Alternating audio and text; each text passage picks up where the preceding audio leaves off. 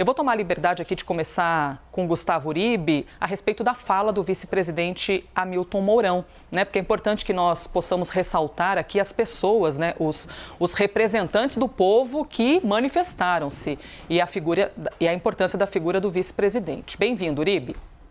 Bom dia Elisa, bom dia minha amiga Basília, bom dia a todos que nos assistem no Live CNN. Mourão ficou conhecido por sempre fazer contrapontos em relação ao presidente Jair Bolsonaro. Novamente, um novo contraponto. Ele se posiciona no momento que Jair Bolsonaro guarda silêncio.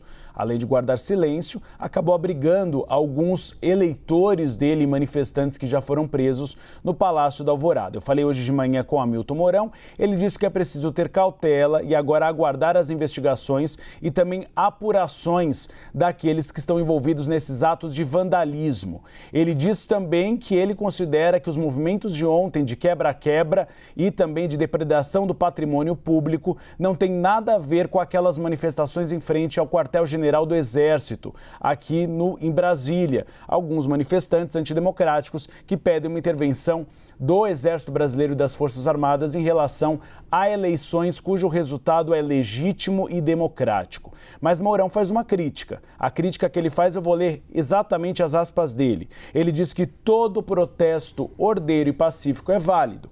O resto é baderna, que tem de ser contida pela aplicação da lei. E ele diz mais: compete aos encarregados de manter a lei e a ordem investigar para que não ocorram generalizações. O que a gente viu ontem é um triste retrato de um movimento que se dizia pacífico, de um movimento que se dizia diferente dos demais, mas que acabou recorrendo a um expediente da violência, o que não deve ser aceitado no Brasil.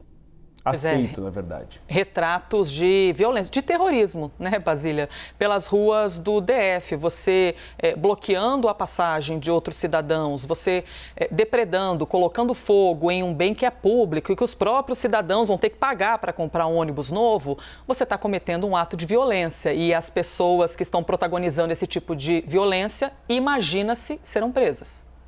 Pois é, algo que mais cedo o Rafael Colombo até comparou com os atos daqueles que participam de crime organizado, totalmente, né? Aí, os black blocs, São Paulo, por exemplo, né? Que são tão criticados, né, exato, Basília, né? Porque se depredam, tem de ser.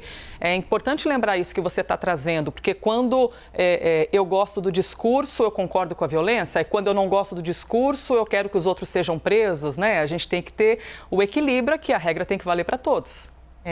De baderna a terrorismo, né? Ali aquela manifestação veio para esvaziar o dia que foi da diplomação do presidente eleito Luiz Inácio Lula da Silva. A informação mais importante ontem da cobertura jornalística das atenções dos brasileiros foi a diplomação, a confirmação do resultado das urnas, o resultado das eleições, com a entrega deste, literalmente, diploma a Lula e também ao vice-presidente eleito Geraldo Alckmin. Estas manifestações tentaram dar ares aí de instabilidade aqui no centro de Brasília, coração do poder do Brasil, né? O centro nervoso administrativo e político do Brasil, tentando até estimular outros atos que chegassem a esse tipo de dimensão, de paradeiro também em outras unidades da federação.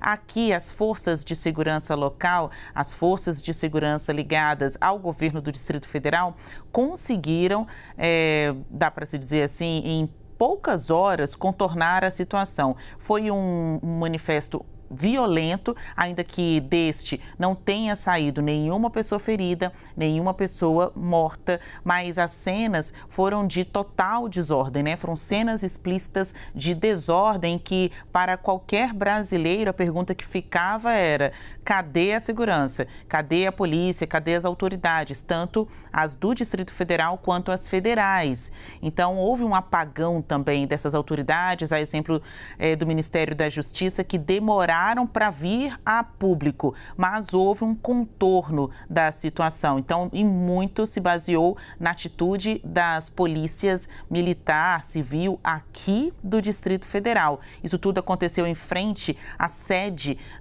nacional da Polícia Federal, porque lá estava até então detido um indígena a pedido, né, por determinação do ministro do Supremo Tribunal Federal, Alexandre de Moraes. Então, a ideia, né, a narrativa de instabilidade não deu certo ontem. Tanto é que acabou a manifestação, esse vandalismo que a gente viu ontem aqui no centro de Brasília, e hoje parece que eles conseguiram limpar muito rapidamente as ruas, ainda vimos fuligem, alguns rastros ali, mas muito pouco à altura do que a gente acompanhou ontem, daquelas cenas de fogo, de desordem aqui no centro de Brasília, e que em outros momentos eu já comparei com o que eu vivi em 2013, vendo as manifestações pré-impeachment da ex-presidente Dilma Rousseff. Então, eles não chegaram a completar o script, né? Ali, a tentativa de aterrorizar a população e de dar mais magnitude aos manifestos. Pois é, e se houve uma manifestação, um protesto, ato de violência, aparentemente organizado, pelo que a gente viu, porque até para você fazer a baderna, você tem de organizá-la.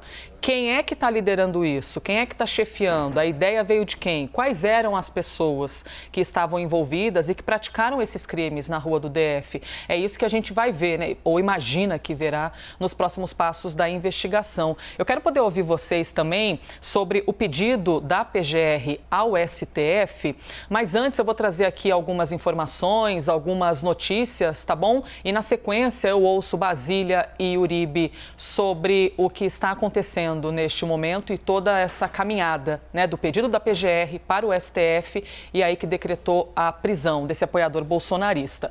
10 horas e 5 minutos, 10 horas e 6 minutos. Deixa eu te contar aqui mais informações. Que a gente tem acompanhado de que maneira está a apuração de tudo que aconteceu pelas ruas do Distrito Federal, de que maneira essas pessoas vão responder pela violência que cometeram.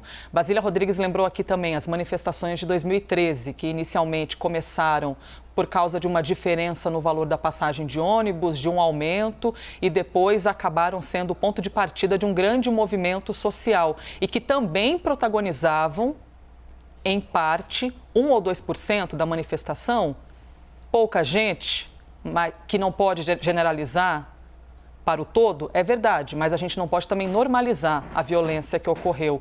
Também protagonizavam cenas de violência e agora a gente volta a conferir, desta vez no Distrito Federal, as mesmas imagens de depredação, de ônibus pegando fogo e de problemas na estrutura da cidade.